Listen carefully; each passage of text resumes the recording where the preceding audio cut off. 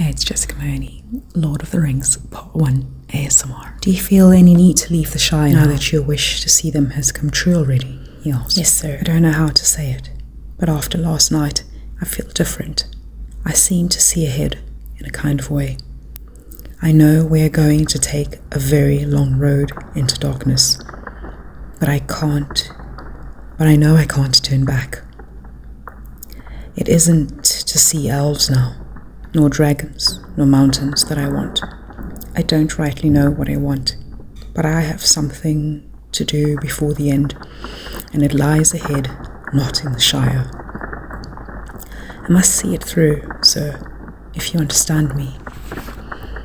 I don't altogether, but I understand that Gandalf chose me a good companion. I am content. We will go together. Frodo finished his breakfast in silence. Then, standing up, he looked over the land ahead and called to Pippin. "All ready to start?" he said as Pippin ran up. "We must be getting off at once. We slept late, and there are a good many miles to go." "You slept late, you mean," said Pippin. "I was up long before, and we're only waiting for you to finish eating and thinking. I have finished both now, and I am going to make for Buckleberry Ferry as quickly as possible. I am not going out of the way. Back to the road we left last night. I am going to cut straight across country from here." "Then you're going to fly," said Pippin. "You don't cut straight on foot anywhere in this country." "We can cut straighter than the road anyway," answered Frodo.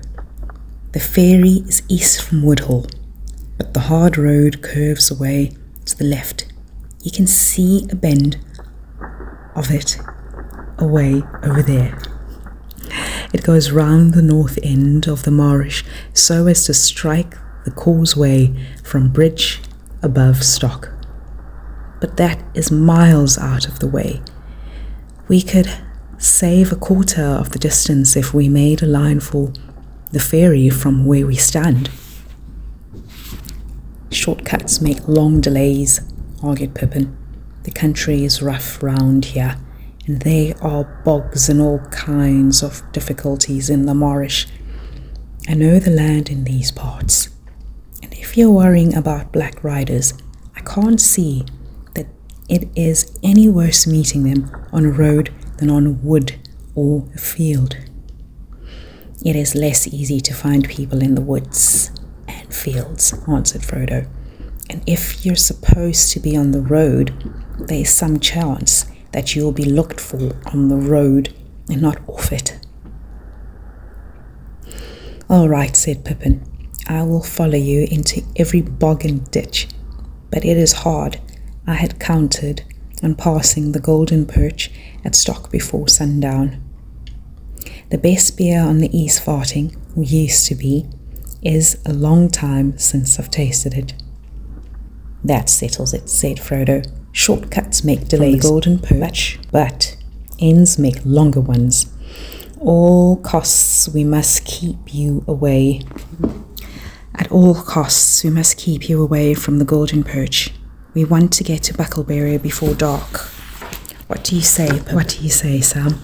"I will go along with you, Mr. Frodo," said Sam, in spite of private misgivings and a deep regret for the best beer in the East Farting. "Then we're going to toil through bog and briar. Let's go now," said Pippin. It was already nearly as hot as it had been the day before, but clouds were beginning to come up from the west. It looked likely to turn to rain. The hobbits scrambled down the steep green bank and plunged into the thick trees below.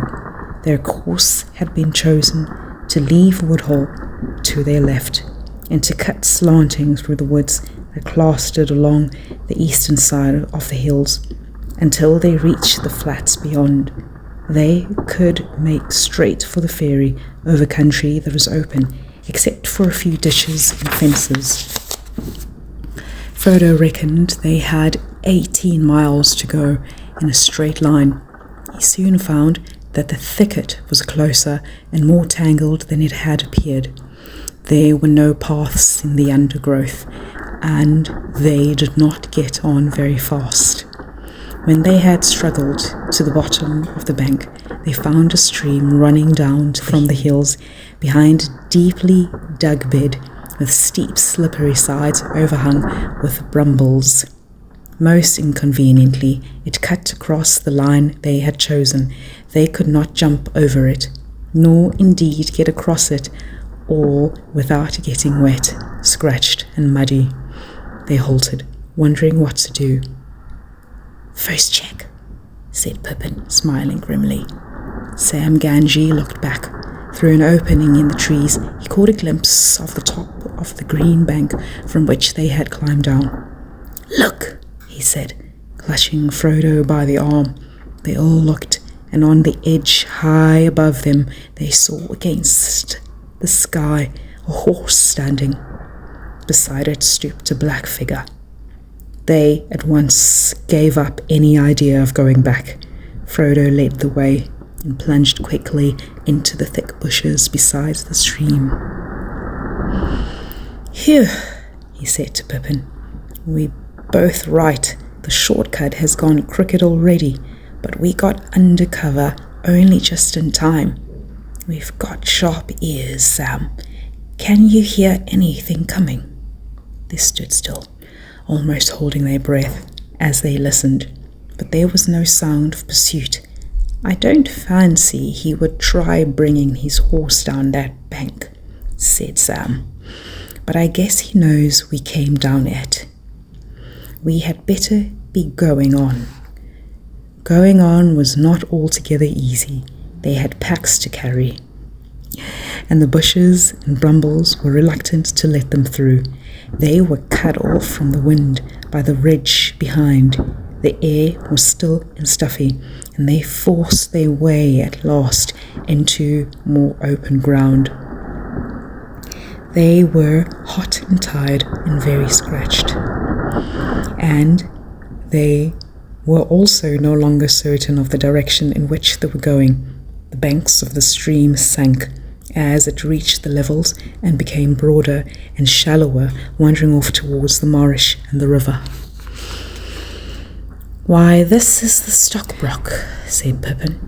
"If we're going to try and get back on our course, we must cross at once and bear right." They waded the stream and hurried over a wide open space, rush-grown and treeless on the further side. Beyond that, they came again to a belt of trees, tall oaks for the most part, with here and there an elm tree or an ash.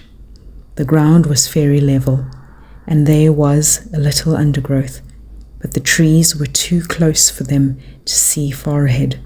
The leaves grew upwards in sudden gusts of wind, and spots of rain began to fall from the overcast sky. Then the wind died away, and the rain came streaming down. They trudged along as fast as they could, over patches of grass and through thick drifts of old trees, and all about them the rain pattered and trickled. They did not talk, but kept glancing back and from side to side.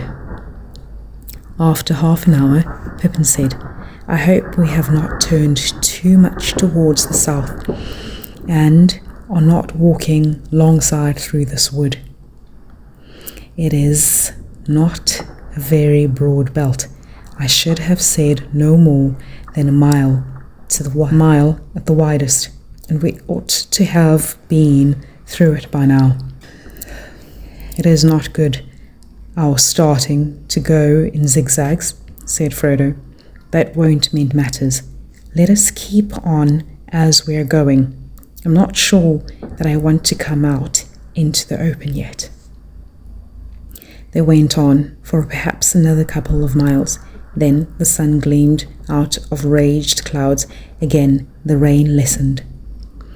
It was now past midday, and they felt it was high time for lunch. They halted under the elm tree. Its leaves, though fast turning yellow, were still thick. The ground at its feet were fairly dry and sheltered.